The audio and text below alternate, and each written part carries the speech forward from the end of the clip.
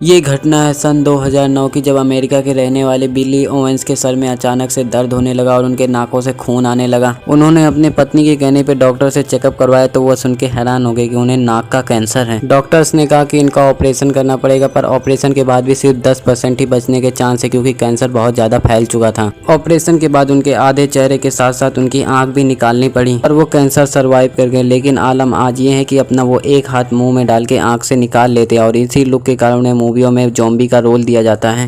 Guys, आज तक हमें यही बताया गया कि इंडिया में इंडिपेंडेंस डे 15 अगस्त को मनाया जाता है। अगर मैं आपसे कहूँ भारत के कुछ हिस्से में 18 अगस्त को इंडिपेंडेंस डे मनाया जाता है तो शायद आप यकीन ना करें, पर यह सच है। साइरिस रेडक्लिफ की निगरानी में भारत बंटवारे के समय इतनी हड़बड़ी में बॉर्डर की रेखाएं खींची गई जितने में आप और मैं एक लाइन सही से नहीं खींच पाते। ऐसा लग रहा था उन ब्रिटिशर्स को कहीं और जाने की जल्दी थी। बस इस जल्दबाजी के चक्कर में हुआ ये कि वेस्ट बंगाल की कई डिस्ट्रिक्ट जैसे मालदा, मुरीदाबाद, नायडा और ईस्ट पाकिस्तान, जो कि आज बांग्लादेश में है, इन सभी को बॉर्डर्स में शामिल कर लिया। लेकिन वहाँ के लोगों और रिप्रेजेंटेटिव के विरोध करने पे 17 अगस्त की रात को फाइनली इनमें करेक्शन करके 17 अगस्त की रात को इसे सही कर दिया गया।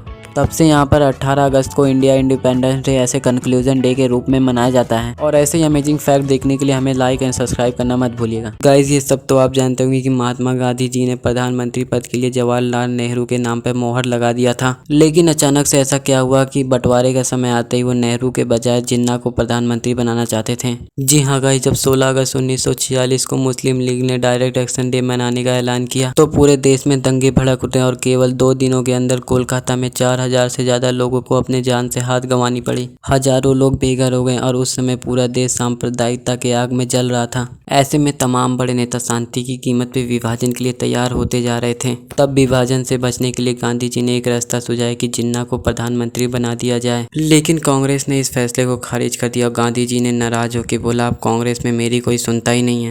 इसके आप जानते हैं कि आज भी दुनिया का सबसे ज़्यादा सोना हिंद महासागर में मौजूद है और ये सोना 1-2 टन नहीं बल्कि पूरे 20 मिलियन टन है, जिसकी कीमत लगभग 1000 ट्रिलियन डॉलर से भी ज़्यादा है। लेकिन सवाल ये उठता है कि इतना सोना अब तक पानी में ही क्यों है। दरअसल ये जो सोना ये बहुत ही स्मॉल पार्टिकल में मौजूद है, इसीलिए इसे समुद्र से निकालना बहुत ही मुश्किल है, पर नामुमकिन नहीं। दरअसल साल 1980 में कुछ विदेशी कंपनियों ने इस सोने को समुद्र से निकाल लिया था। मतलब कि वो सोने को निकालने का तरीका जान गए थे, पर लालच के चलते वो सोने को लेकर भाग गए, जिसकी वजह से आज तक उस सोने को कैसे पानी से अलग करना ये तरीका अभी तक नहीं पता चल पाया है। आज भी करोड़ों टन सोना हिंद महासागर में तैर रहा है, लेकिन उसे कैसे बाहर निकाले ये किसी को नहीं पता। वैसे आपका इस सोने से भरे महासागर के बारे में क्या ख्याल है, हमें कमेंट्स में बताना मत भूलिएगा। ये कहानी एक ऐसे प्लेन हाईजैक की जिसमें हाईजैक करने वालों को सजा देने के बजाय रिवॉर्ड दिया गया। जी हाँ गाइस, ये बात है सन 1978 की, जब 150 यात्रियों के साथ एक प्लेन दिल्ली जा रहा था, जिसे वहाँ मौजूद 2 लोगों ने उस प्लेन को हाईजैक कर लिया, वो भी खिलौने वाली बंदूकों से। उनकी डिमांड थी कि इंदिरा गांधी, जो कि इमरजेंसी लगाने के चक्कर में जेल में गई थी, उन्हें रिहा किया जाए और उनके बेटे के ऊपर से सारे चार्जेस हटा दिए जाएं। और उनकी एक और डिमांड थी, वो प्लेन को पाकिस्तान एंड बांग्लादेश ले जाना चाहते थे। लेकिन जब एक हाईजैकर के पिता ने वायरलेस के थ्रू अपने बेटे से बात की तो उनके होश ठिकाने आ गए और उन्होंने प्लेन को वाराणसी में ही लैंड करा दिया। और इसके बाद उनको कांग्रेस पार्टी के थ्रू चुनाव लड़ने का टिकट दिया गया। आपका इसके बारे में क्या कहना है कि प्लेन हाईजैक करने वालों को ही चुनाव लड़ने का टिकट दे दिया गया था?